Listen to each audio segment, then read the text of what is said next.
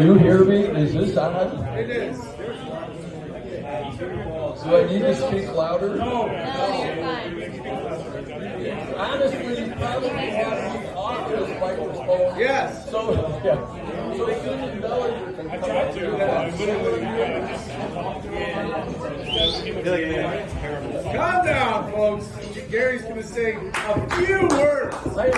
10 words. 10 words. I have to pretend I'm a rock star and swallow the microphone. That's what I was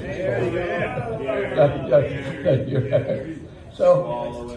So we are really lucky. I mean, in addition to having these other presenters that I'm going to forget the names of, but Leslie Heathy's right at the top of my list after her presentation today, and she's here. And what the heck, I'm willing to suck up to people that do a good job. And so I'm expecting the same from, we'll call her Dr. Susan Dellinger in just a few minutes.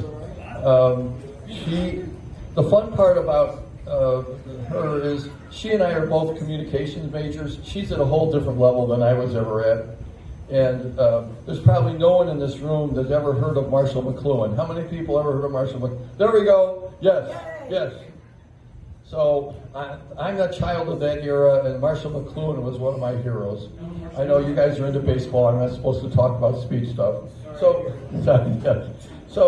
the cool part is after Kevin got all these people, and I kind of half paid attention to who he was going to have at this conference, I'm reading down the line, and I'm like, oh, her grandfather, and I had no idea when I saw Ed Rausch. And then someone said, well, isn't he in the Hall of Fame? Because all the geeky people in here that know all these things, they immediately spit this stuff out. And I'm like, Ed Rausch? But how cool is that to have a grandfather? And I'm talking to her son, and he said, there was a problem. I'm starting to play baseball, and Grandpa was there all the time talking to me about baseball. And he said, I became a soccer player. This is true. I love these stories. That's why we're here, right? So for some reason, she decided to write a book about this experience that her grandfather had. And the good news is he was on the Cincinnati club, and for Miller over there, he was playing the White Sox, and for some reason, she had to tell the story from her grandfather's point of view. And we all know that it was the right story. She was accurate. And Comiskey and all those people, they were wrong. And that's all I need to tell you.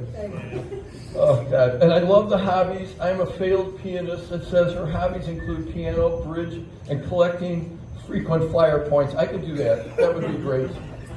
So please, give a loud roar of applause for Susan Dellinger. She comes up here to share her story.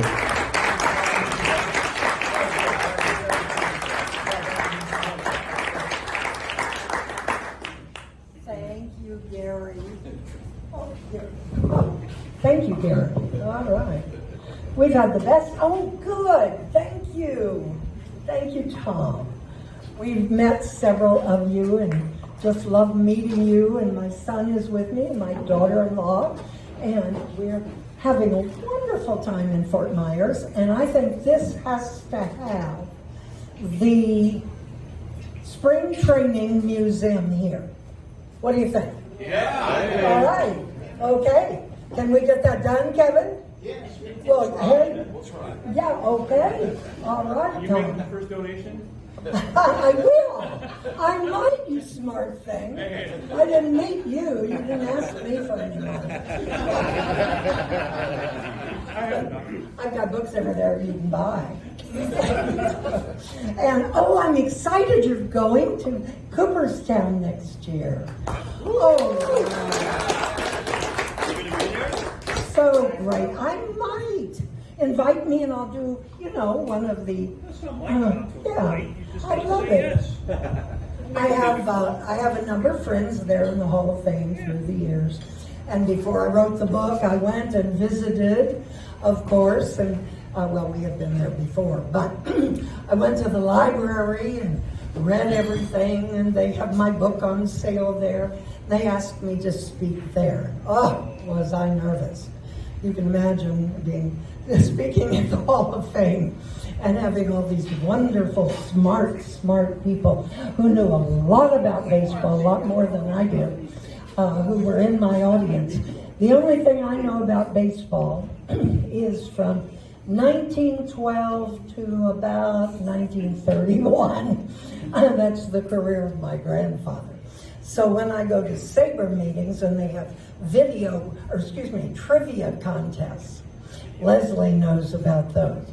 And they all compete to see who knows who hit 323 in 1917.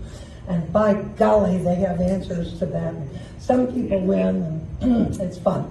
But I couldn't possibly do that, because I know that 20-year period, and that's it. But I could also not have written the book without the Sabre people. Do we have Sabre members here? Other than, yeah. Hey. Oh, God. I'd love you all to be members. I'll tell you, they took my hand and walked me through that book. And I had readers. I had like 5 readers, guys that just, for no reason, nothing about money. It was all just help out. And they read the book and would say this is wrong and that's wrong. It wasn't Rabbit Moranville. It was Zach Wheat. Zach Wheat. Yeah, this is Harold and I have a little argument last night. Yeah. Because his grandmother, of course, I'm sorry, Harold. His grandmother dated Zach Wheat. She dumped him. Now we've changed the story. I could have had a Hall of Famer in my family. Well, maybe. And you never forgiven her. No, Harold. You guys could have Right. woman too. We had a little argument because in my family, Zach Wheat and my granddad played at the same time. And granddad would have been a Triple Crown winner if something didn't happen to him in 1918, which was called Zach Wheat. Yeah. And he won 1917 and 1919, the batting championship, no small deal. But his father fell off a telephone pole in 1918, just 2 weeks before the season was over. And he had to go home to Indiana, little town, Oakland City, Indiana, and he lost those games. So this interloper, Zach Wheat, won the title. So I'll never forget Harold for that. This is, by the way, Harold. I said Harold, that's better than Harold. Yes, Thank Harold. They like to say Harold. Why was that? Well, anyway, the reason I am here, I really believe, is because of the wonderful people of the Sabre chapter. And Sabre, of course, is the Society of American Baseball Research. So these are the super eggheads like Leslie Healy, which is sitting right over there, who know all about baseball, the history thereof.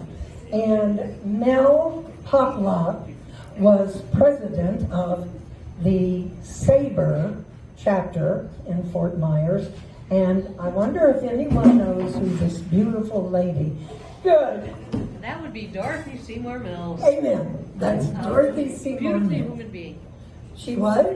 I said a beautiful human being. Amen. Amen. And she and her husband wrote what for years, and I don't know, Leslie's, it's still true, were the 3 really definitive books on the history of American baseball. And if you've never read those books, they're wonderful. And when it was all over, her husband took the credit, and when he died, she said, "Nope, I did it." So, that wasn't so bad. I think she's probably right. So, here is the Roush family, whom you will meet today. And this is our whole family right here, not all of whom are alive, of course. And right in the middle, there's Ed Roush. Here's his wife, Essie May, Ed and Essie. And this is my mother, their one child. this is me, and this is my sister. So, and that's my husband, Bob. And if you can imagine, this man, this famous baseball player, had one daughter and then 2 granddaughters. Did not have any boys in the family until, see that little guy? See the little guy there? That's the guy right over there. Jade. And Jade was the first boy in the family. And then my grandfather loved him. They'd have ice cream every night. After everybody went to bed, they'd get the ice cream out and eat it when he was that age. And Granddad was just wonderful. And growing up, growing up, I loved my grandfather, of course, but I didn't know that he was so famous. I knew this little house in Indiana.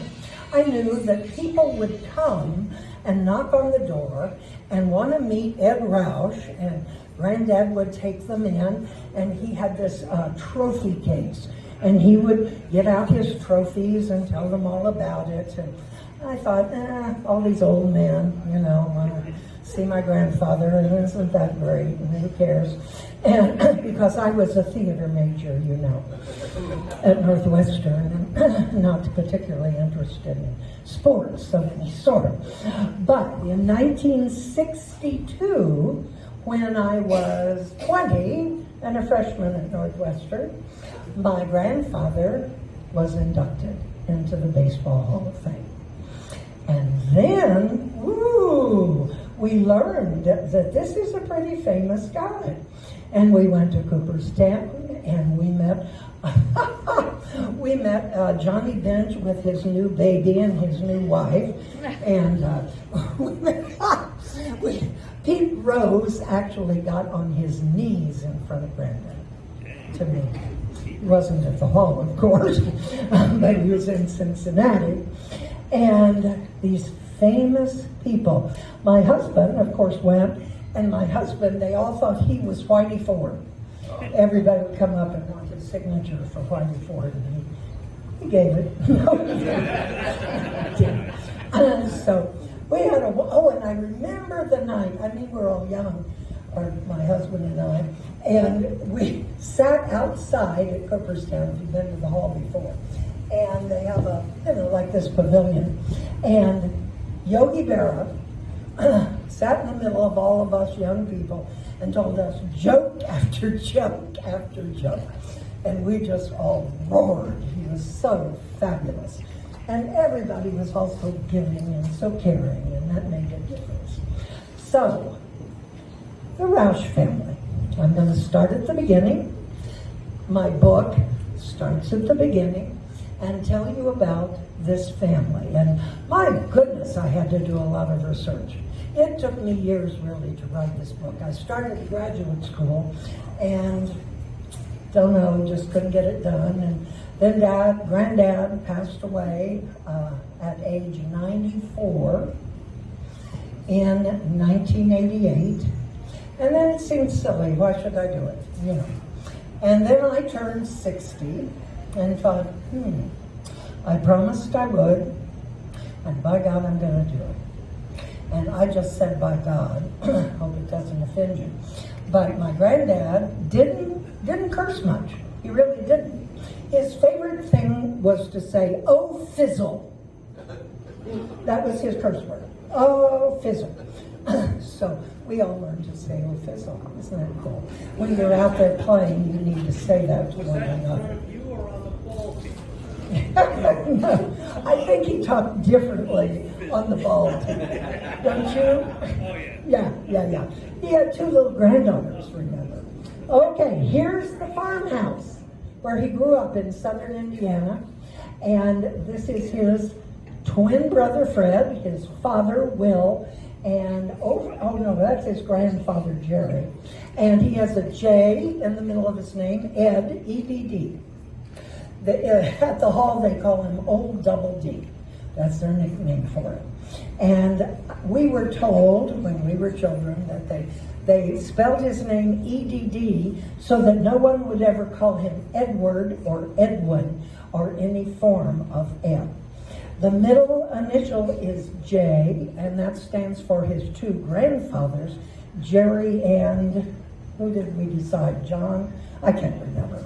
Anyway, two J's. And there is Daisy, the horse, who is carrying the milk cart.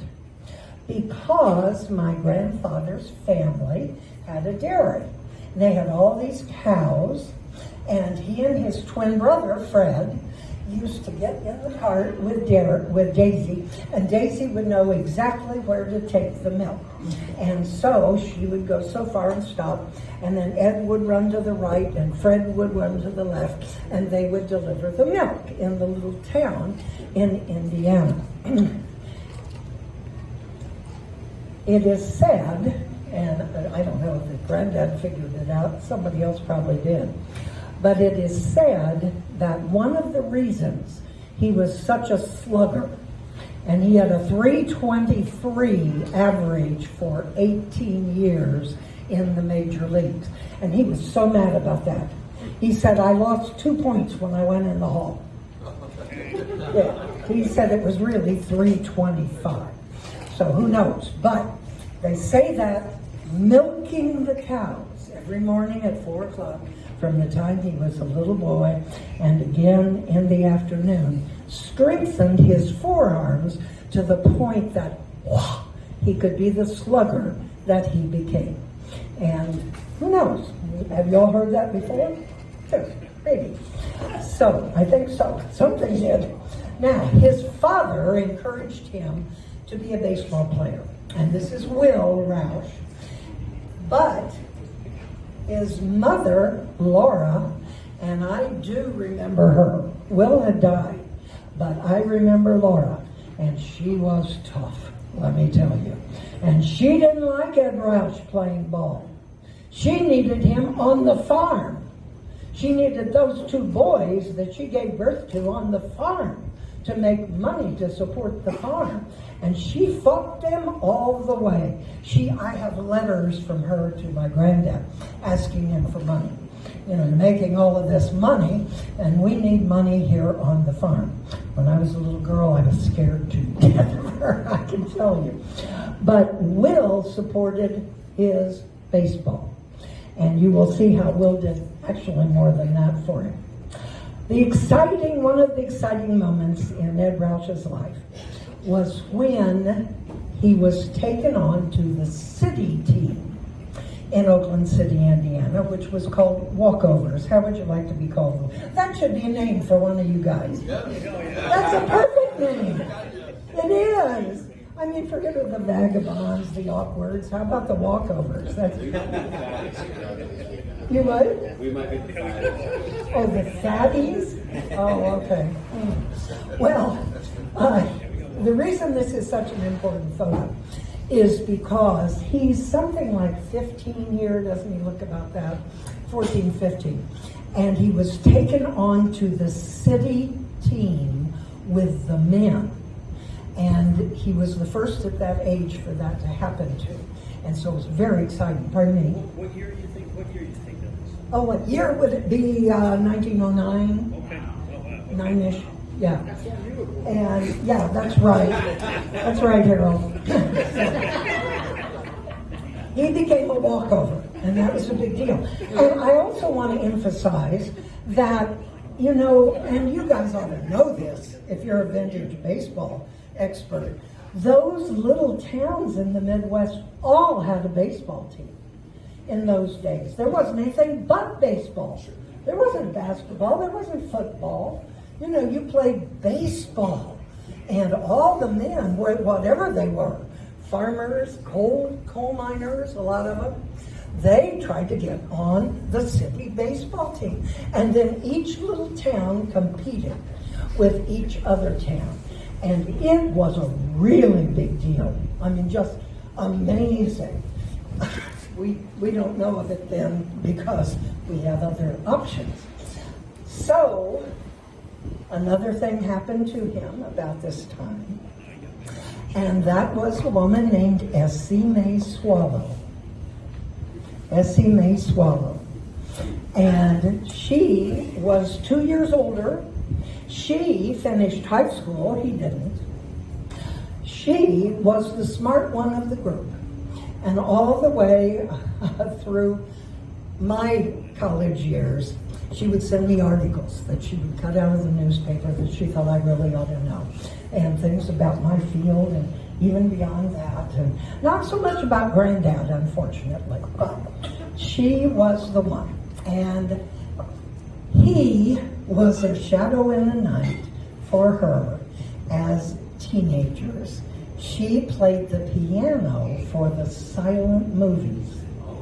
That was her job, was to play the piano. And she, oh God, she was fairly plain looking, but she had these gorgeous hands with long fingers that entwined the keys. She was a wonderful pianist. And he fell in love with her, and every night he went to the movies. He worked at the confectionery across the street, and he would go to the movie and stand in the back. They allowed him to. And he would wait until the movie was over, and she got her music together, and she was leaving, and he would ask if he could walk her home. And one of the critical moments of Ed walking Essie home was when she told him she loved baseball, loved it.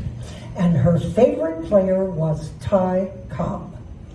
And he said, well, I'm going to play professional baseball, of course. And she said, well, I read in the newspaper that Mr. Cobb makes $10,000 a year. $10,000. How many? That's more than you make. No. Okay. She, in fact, loved him. And so he said, well, I will make $10,000 a year. He said this in like 1909, and he finally made it in 1919. And she called him her $10,000 beauty because of that. And that was part of Ed's motivation to be successful, cherchez la femme. And so Essie May entered the picture, and they became a regular couple. And he got offers from other little towns. And he found out that they were paying him $1 a game in Oakland City. And if he went to Princeton, they would pay him $5 a game. Well, you know what he did. He went to Princeton, the heck with loyalty, and then he went to Washington, and you can see, look how young he is. He's top left here, if I can get to this. This is Ed Roush right here. And that's on the Washington team. I have the wrong thing. And then the Evansville team came calling. And oh, that's the big city. Y'all know Southern Indiana at all? On the southwest corner of Indiana is Evansville. And it's not as big as Indianapolis, but it's a big city. And so they came calling. Here is one of his first contracts. And you can't see it, darn it, but the 50 is crossed out and 60 is written. So we know he negotiated. And that's the kind of thing that he would do. So, well, come on, guys. Doing fine. Here's the Evansville team. And Ed Roush is right up here. And he's actually put the names on those people. Some of you who really know that period may know who some of them are. I don't. So, during this time, they would track the batting averages for people all over the nation, for players. And during this time with Evansville, he was hitting 341. 341. So, no, I said it wrong. 433. I'm wrong.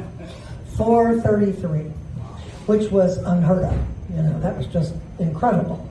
So the scouts began to come into the stands to watch him. Who is this kid? This Indiana kid. He's hitting 433. What's that? And they started a war to hire him. And it was particularly between John McGraw of the Giants and the White Sox and the Reds, Gary Herman.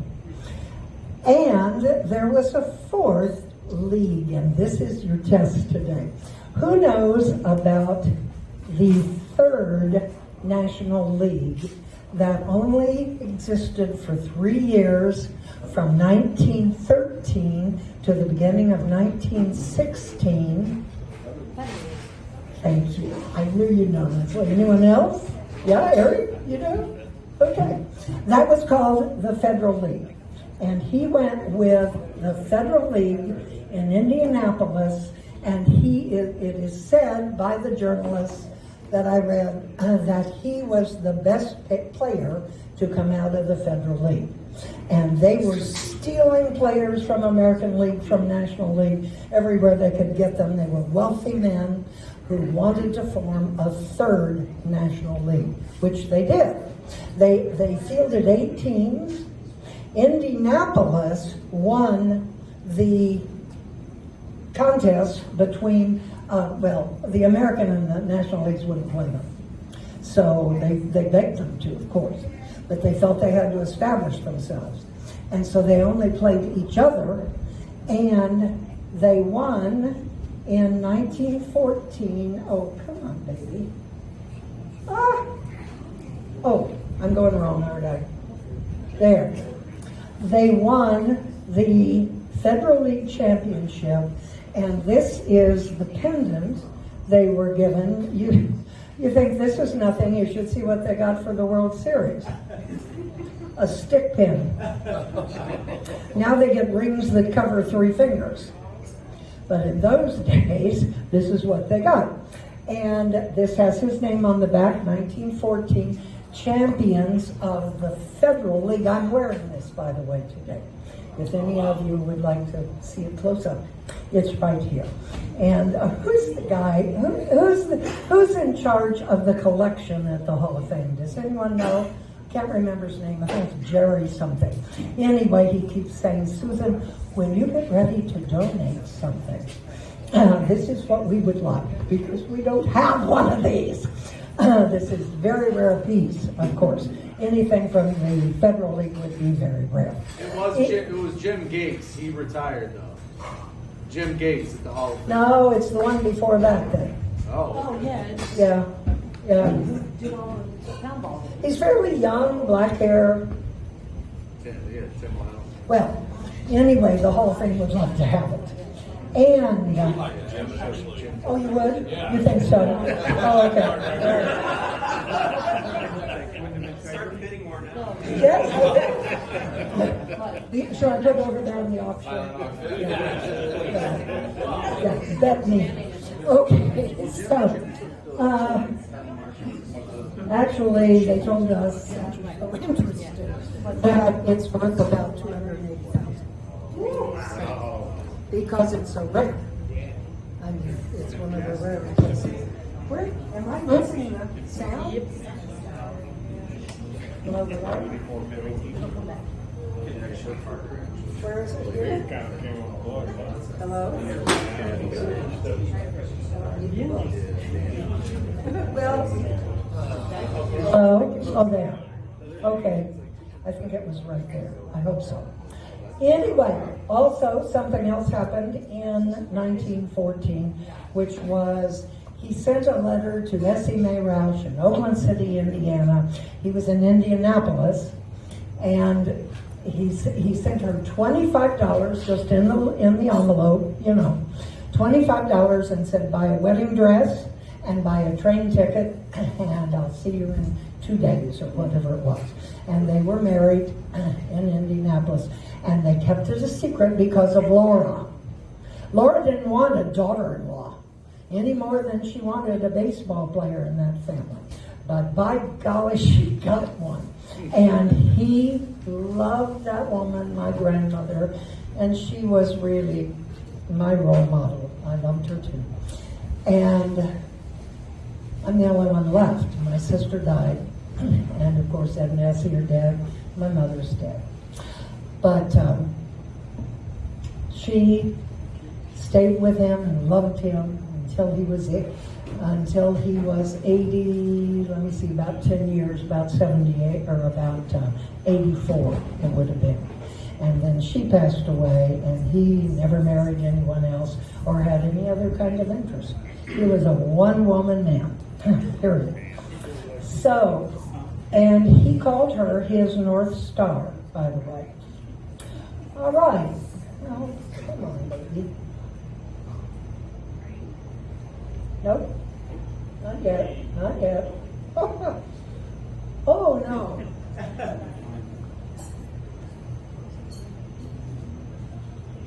What happened?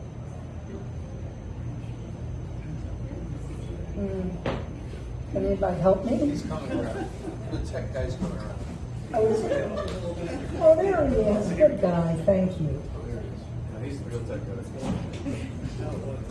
Back on EEMP. Here it is. Oh, okay. Well, I will go on. Where am I? So, as he may, he's married now. It's 1914, and they love Indianapolis, and on that team, he forms a friendship with two players that lasts their lifetime. And one of those players is Bill McKechnie, whom you probably have heard of. Both he and Ed Roush retired. They were here for spring training, and then they retired in Bradenton. What's the name of the Bradenton team over here? Shamrocks. All right. And Ed Roush would have loved that. Boy, he was about as Irish as you get. And he loved his beer. He didn't want anything but beer, just beer. And he was great. So, where am I? The Shamrocks. And in 1916, the Federal League disbanded. They couldn't make it. I mean, they tried, but there was so much money required, and the other two national leagues completely ignored them. So all they had to do was play with each other. So what were they going to do? So they disbanded. But because, you want me to go on here with this? Oh, I'm doing it wrong, aren't I? I'll give it to you.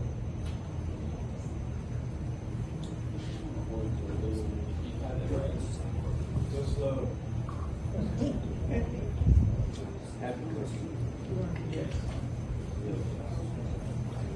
Yeah. So, 1916, the Scouts, oh boy, did they have a heyday. They had all of the Federal League to pick new players from. And Ed Roush was the star, but they had 8 teams. So the American League and the National League started picking them off. And how much could they get them for? And there was a battle, according to the literature, between McGraw with the Giants, okay, and the White Sox and the Reds, Gary Herman. And so it was the White Sox who won over McGraw. And according to the literature, McGraw never got over it. He never got over it. He wanted Eddie Roush. And he expected, there he is, okay. He expected to get him.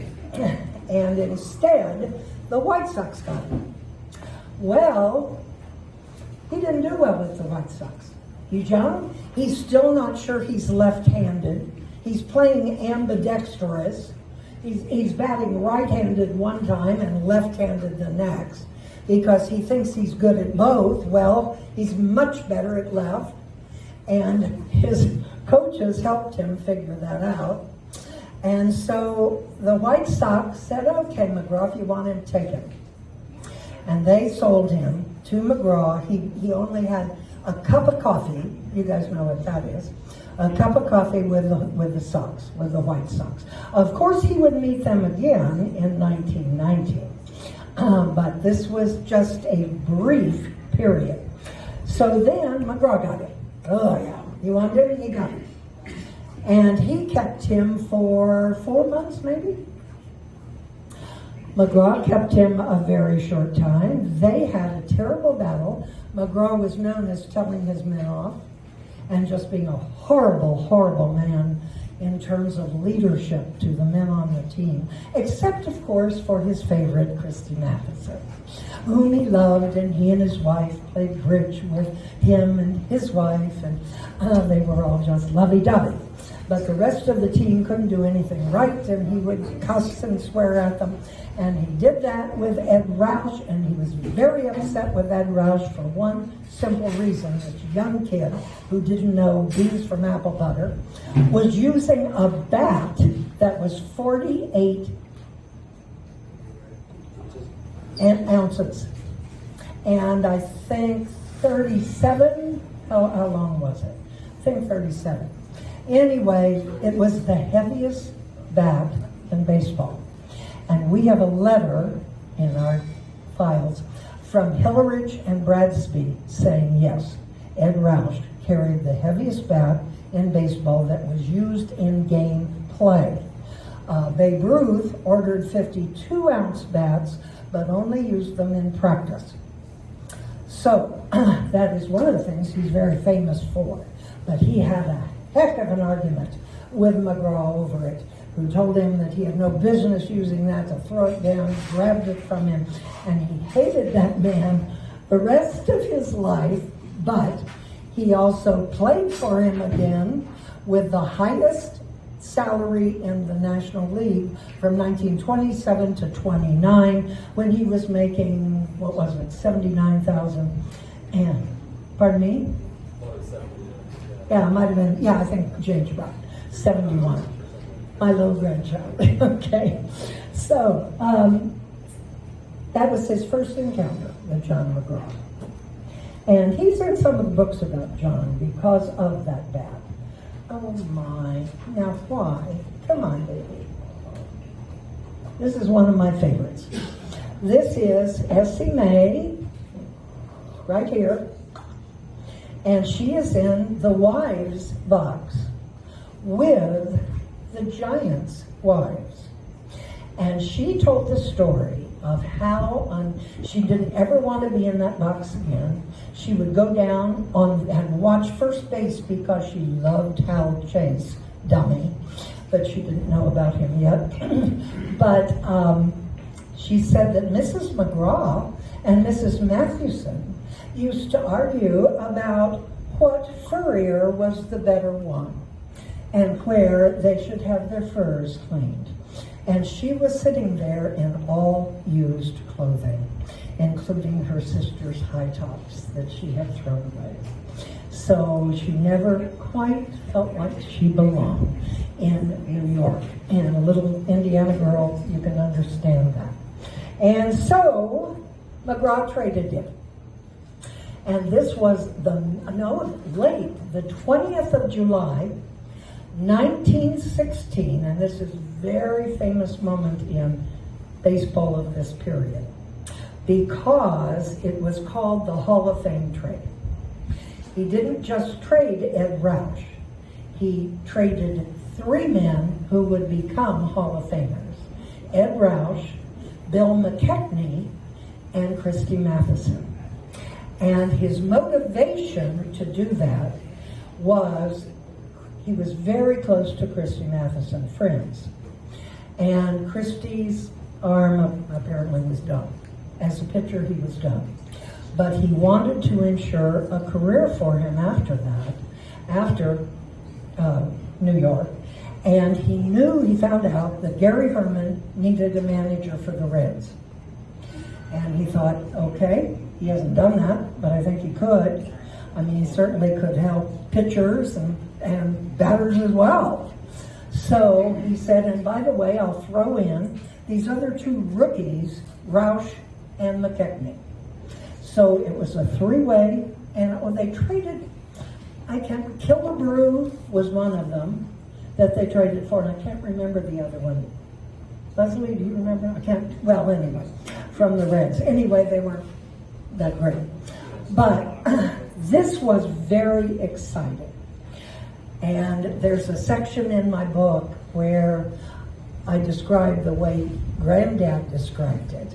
He said the very next day we had to be on the train to go to New York. And to go to Cincinnati from New York. And we almost missed the train, etc. But he said, Bill and I, Mac, called him Mac. Mac and I were sitting there and by the way, I knew Mac from the time I was a little girl. He lived four blocks from Granddad in Bradenton. So he and Mac were sitting in the car at the end, and Christy Matheson came over.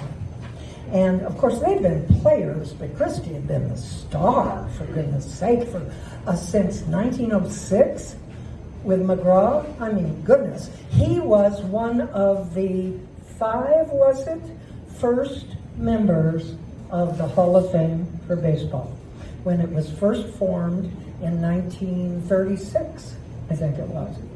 And certainly he was one, and Ty Cobb, and who else? You guys would remember. Oh, Honus Wagner, and who? Yeah, the Babe. Probably, yeah. I can't remember. Was Connie Mack? He's second class. Okay.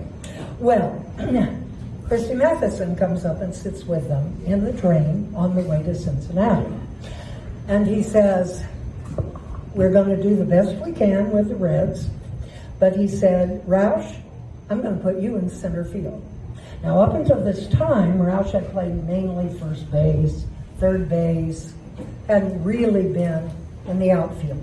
So he put him in center field, and it thrilled Ed Roush, because that's where he really wanted to be, in center field. And that's when his career really took off. And Christy Matheson, even though he really pretty much just knew pitching, was a wonderful coach for them. There they are. They're the Reds, and that's a pretty rare photo under Christy Matheson. There he is right here. And as you know, he was only there a couple of years because he went to the war. Remember? He was on the same, whatever it's called, platoon, I don't know, with Ty Cobb and Branch Rickey and somebody else. It's very famous. Anyway, and of course it killed him too. The germ warfare that they had. Anyway, here is formed in 1917, this would have been, the Cincinnati Reds, who would win the World Series in 1919. Here they are. And the team was put together by Christy Matheson. And here's Ed Roush right here, and Heine Rowe, and Hod Eller. And over there's Greasy Neal, who's in the Football Hall of Fame, for heaven's sake. And it was a wonderful team. And it really became a team. That was the wonderful thing about it. Oh, come on. There he is. This is where he really developed as a star, was on the Reds. And the Reds was his very favorite team throughout his life. He loved the Reds. In 1917, he won the batting championship for the National League with a .341 average. He won it again in 19 with a .321 average. And then he beat who? Tris Speaker? I think so. Of course, we know about Zach Wheat. And yeah. And here he is with his first advertisement. And you know, they didn't do that a lot in those days. They didn't have they didn't have television. They did have radio. But they didn't have they didn't hire famous people to do ads.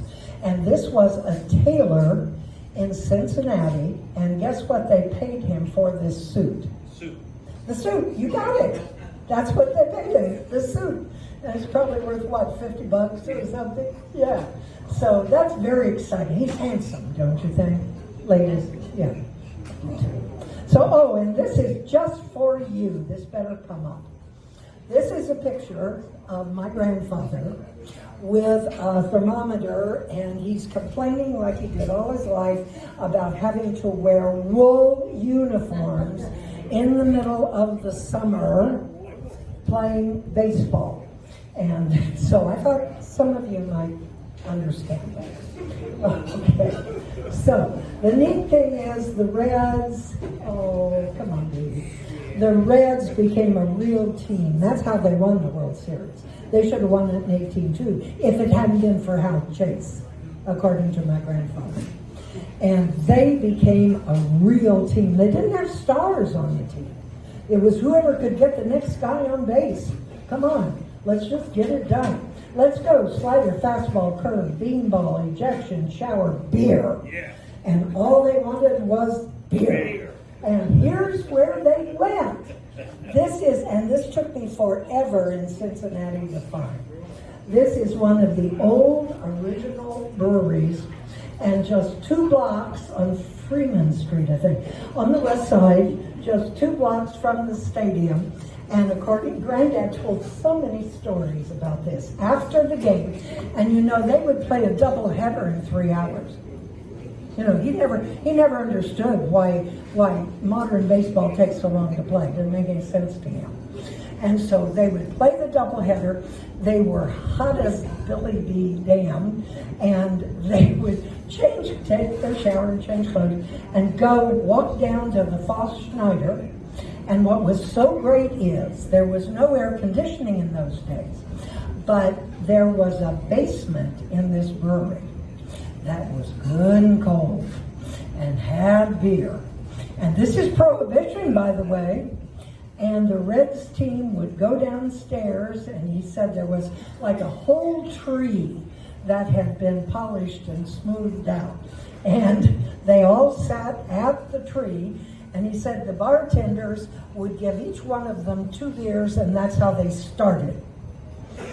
And it was great fun. Was that Crosby Field still there? No, old Redland Field, yeah. It was way on the west side, where Pete Rose was born, too. Yeah. So, they became a team.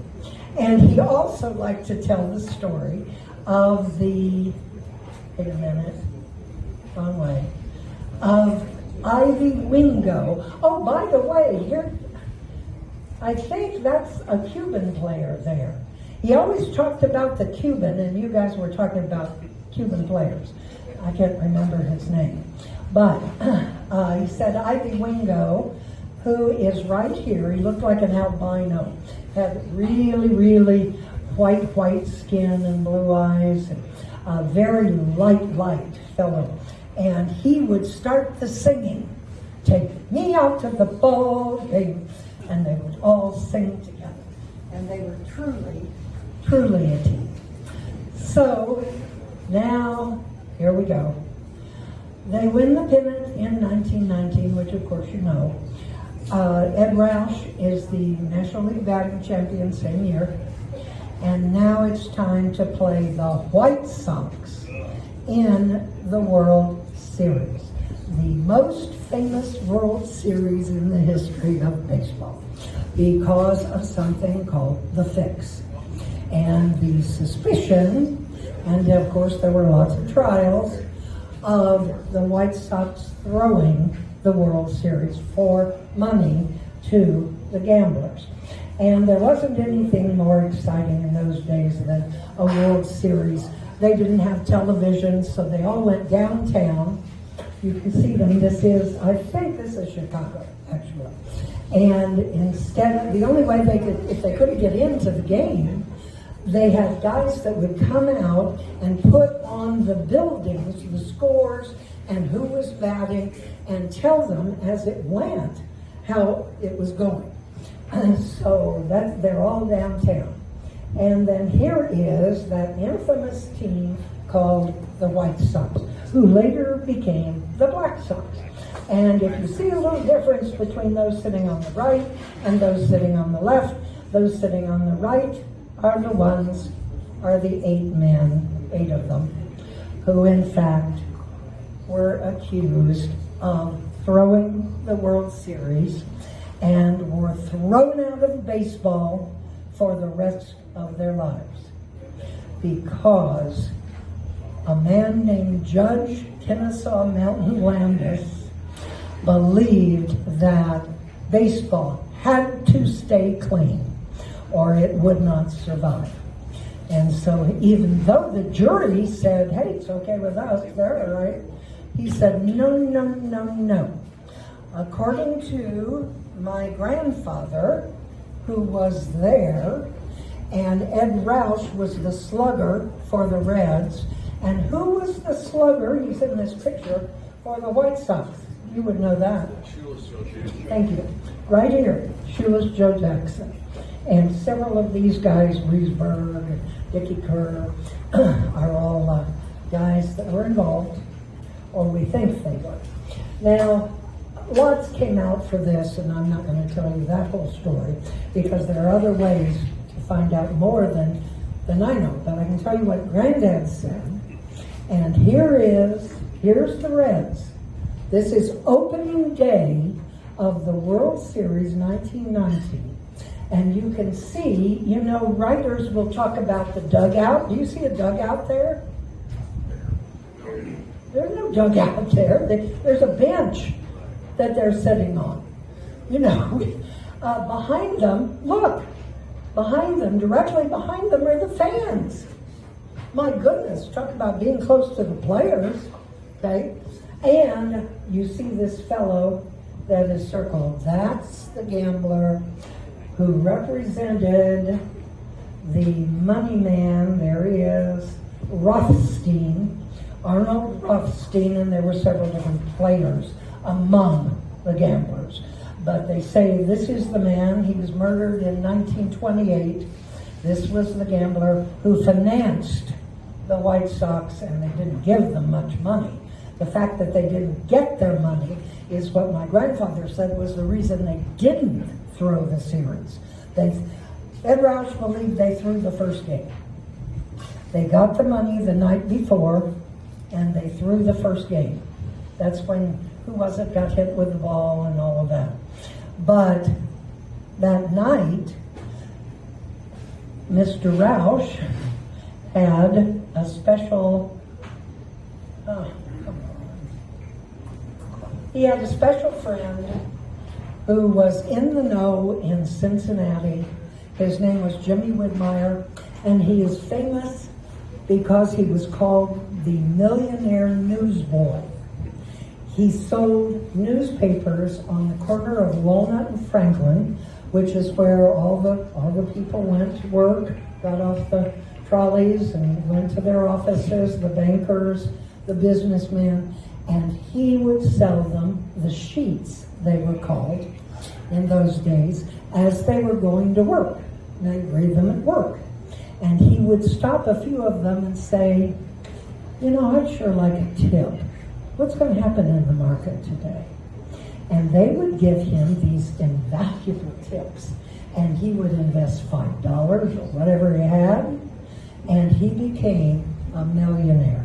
He was called the, and he never changed. He always looked the same. He always stayed at the corner. And I interviewed his family in Newport before I wrote the book, and let me tell you, that was scary stuff. They were scary. And Newport was the place all the gamblers were. It was across the bridge, Kentucky. Kentucky was across the bridge from Cincinnati. So this fellow was from Newport, but they lived in hotels in those days. That amazed me. I didn't know that. He had small suite rooms in a hotel, and he overheard the White Sox in Sycott's room, and by the way, that's the way my grandfather said his name, Sycott. They heard them talking about deciding they weren't going to throw it unless they got their money, and they didn't get their money. So, the Reds won. Oh, yes, they did. And the whole story, and I love, there's what they're doing. That is the stick pin with a little teeny diamond in it. And that is now at the Reds Hall of Fame on display. We've loaned it to them. And that's really where it goes. Well, it was 1962, and he had waited every January, he and Essie, for the call in their little house, humble little house in Bradenton. And of course, the family was there. And the call came. And it was from, who's the director of the Hall in 62? Fred something. Ready to work, yeah? Who? Fred something, I don't know. Anyway, he called and said, Ed, the Old Timers Committee has voted and they have chosen you and your friend and colleague, Bill McKechnie, to be inducted in the Hall this summer. Here's Ed, here's McKechnie, and you probably know these two guys in the middle. Do I tell you who they are? Yeah. This is Bob Feller, and this is Jackie Robinson. And I've got lots of stories about that day. But it was a very exciting time. The whole family went, and we loved every minute of it. And this is his actual plaque at the Hall of Fame. And there is one thing I'd like to read to you. Oh, there's his ring. And oh, he was so mad, there was no diamond in that ring. That's his Hall of Fame ring. Okay, it's just metal. And if you would like to see it, Dellinger, Roush Dellinger, has it on today, is wearing it. And it is beautiful, but it has no diamond. So, there is one thing, if I can get sound, that I would like to read to you. Can you hear me? Yep. Without sound? Good. Excellent, thank you. And I need my glasses. And I'm going to change this to one more. There, that's it. Oh, nice guy. Okay, well. Oh, good. It's the very end of my book, and you might be able to guess what it's about. It's called Epilogue. It's not working.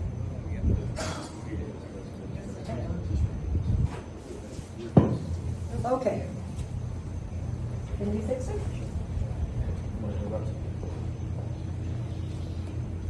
The call came in at 11:45 a.m. The voice in Bradenton, Florida said, "Send an ambulance now. A guy here is having a heart attack or a stroke or something. Come to McKechnie baseball field and hurry. Come to the clubhouse. The guy's name is Roush. He's here in the press room." Do we have it? No? Okay.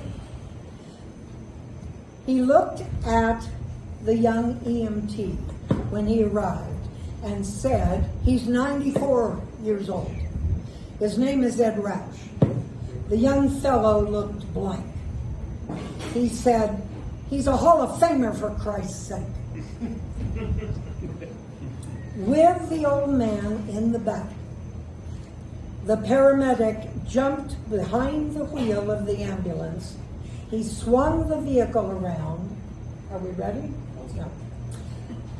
And headed straight for the baseball diamond. If he drove directly through the center of the field, he could catch the dirt road on the north, and it would dump them directly into Highway 301. From there, he could go directly to the hospital. Young athletes in the field were wearing Pirates and Rangers uniforms. They were warming up. They jumped out of the way when the ambulance screeched by. They must have wondered who was so important to have interrupted their game. All were too young to remember when that old man, their fellow ball player, roamed the field and terrorized pitchers. At Bradenton Memorial Hospital, Ed Roush was pronounced dead at 1 p.m. That day? Just as the game was beginning on the field. The next day, his obituary ran in all the major newspapers in the country, and the details of his long life were summed up as: he was born in 1893 in Oakland City, Indiana. He died 6 weeks before his 95th birthday. He was a longtime winter resident of Bradenton. He died of a heart attack 1 month after the death of his twin brother, Fred. He was the oldest living member of the Baseball Hall of Fame. 18 years of a major league career, lifetime average of 325. He didn't tell them 323 because he knew. Famous as a stubborn salary holdout, a star center fielder for the Cincinnati Reds and the New York Giants. Voted by the fans as the greatest Red who ever lived in their centennial celebration, and the last living participant in the 1919 Black Sox series. The columnist Howard Hall wrote it this way: Roush died yesterday in an old-fashioned ballpark, Bradenton's McKechnie Field, a place where wee Willie Keeler and Ty Cobb would have felt at home. He went out in a blaze of noon. It was later determined that Ed Roush died in the ambulance as it sped through the diamond into center field. Ed died where he had always wanted to be. He died Thank you. today. He died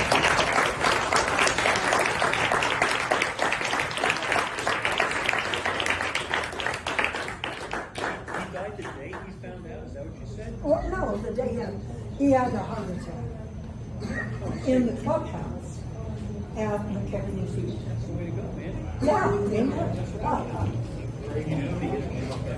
I hope you all enjoyed the presentation. Thank you. Any questions? Why the two? This like nothing about his baseball career, but I've never seen the word Ed spelled with an extra D. Oh, Is that no. Is that a Scottish Yeah. spelling or what? No, I explained that. You did? Yeah, I think you were out there. Oh no! All right. So I'm a His heel. parents put 2 D's in it for fear someone would call him Edward or Ed. Okay. So they used, and he was called Old Double D by the guys at the hall, by the staff. Okay. Yeah, it was fun. Questions? Thank you.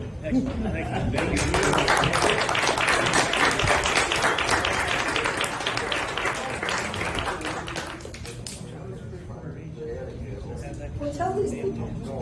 Really?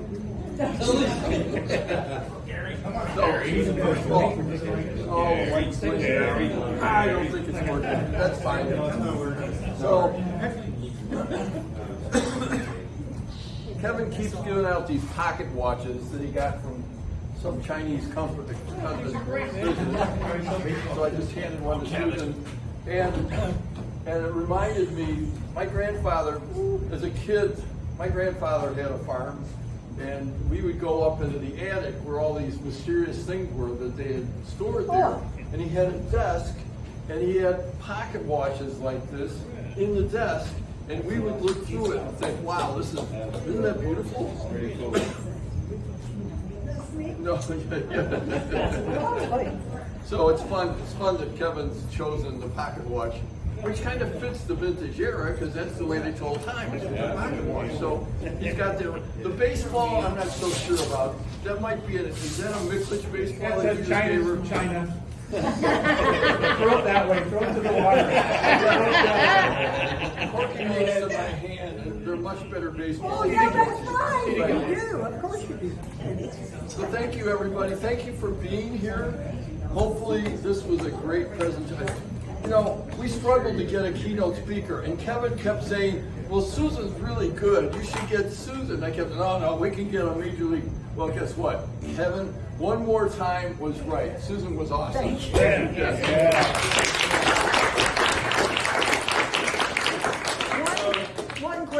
story.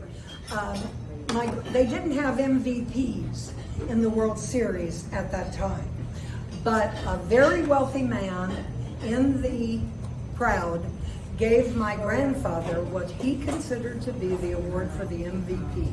And it was a watch, very similar to this, but it was a Petit Philippe.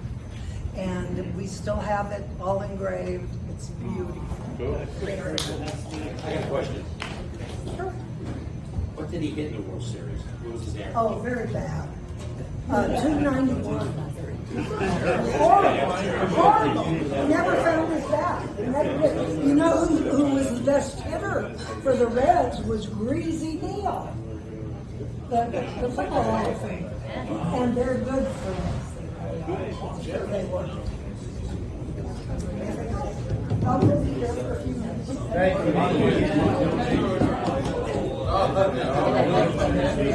Oh, come and see it. Oh. So I I have one got other signature. One other thing.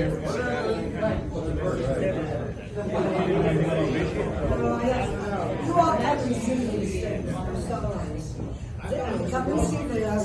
But this is Ed Roush's lifetime entry to any professional ball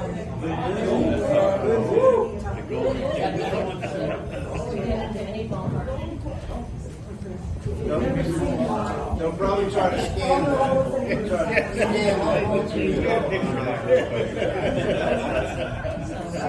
So I got one final announcement today.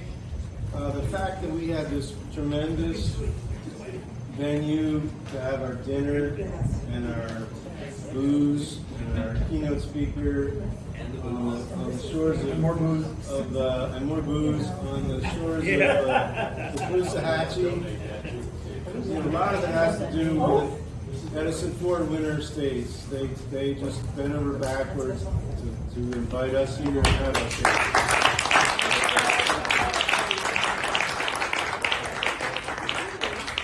So, as a very small token of our appreciation, we have a couple gifts for people who really made an impact and made this evening a success. And one is Tom Hotovy. Tom.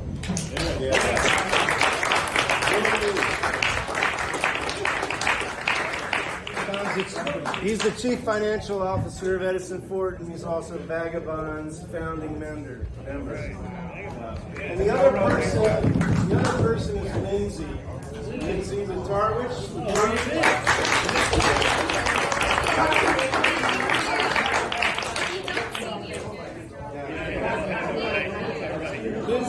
Lindsay is the event coordinator, and she's just fantastic. So thank you, Lindsay. Yeah, thank you. Oh!